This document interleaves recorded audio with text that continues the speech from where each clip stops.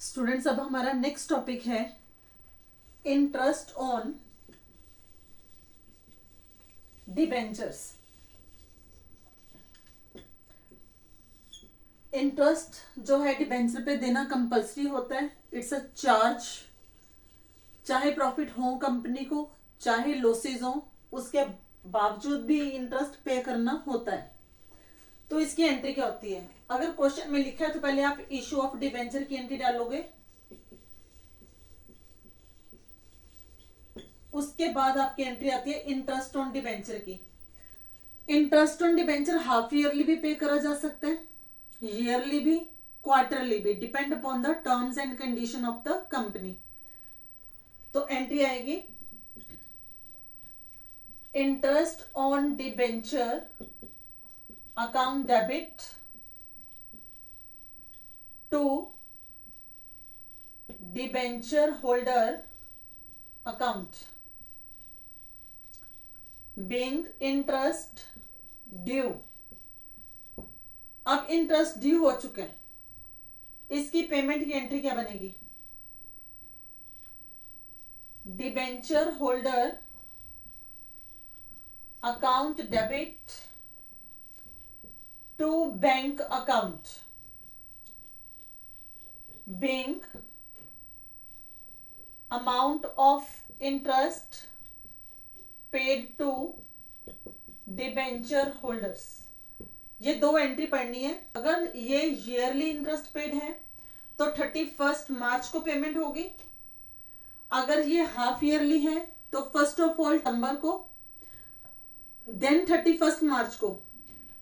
अगर क्वार्टरली है तो उस केस में 30 जून, देन 30 सितंबर, देन 31 दिसंबर, देन 31 मार्च।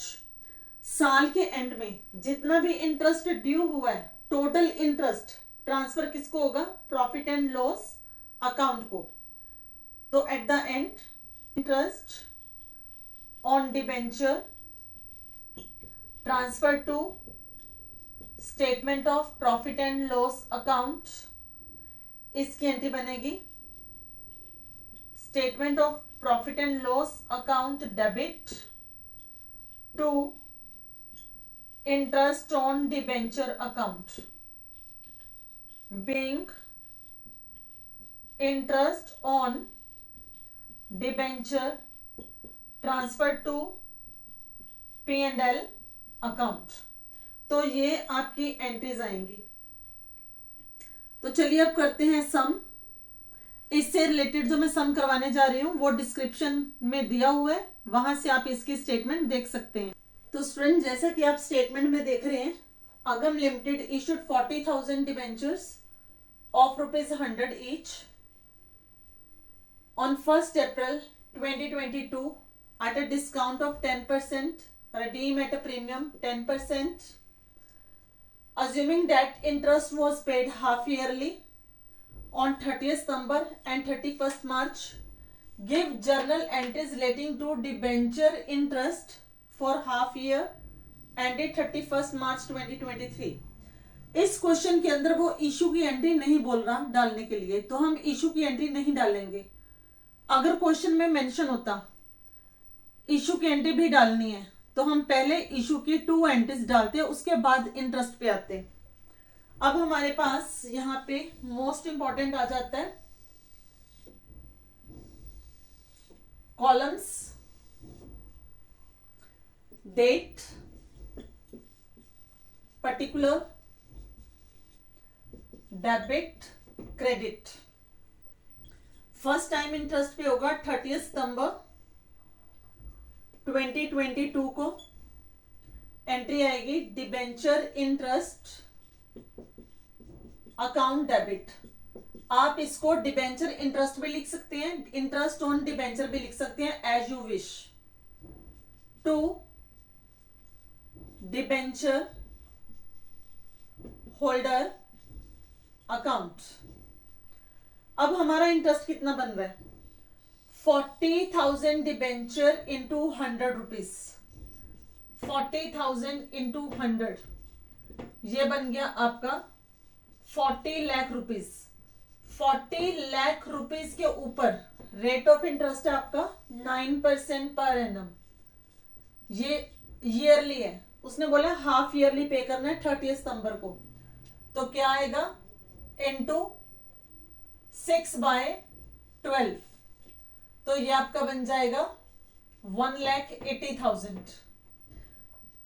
तो हमारी एंट्री आ गई 1,80,000 के साथ being interest on debenture due to debenture holder. अब इसकी करेंगे payment. Debenture holder account debit 1,80,000 to bank account being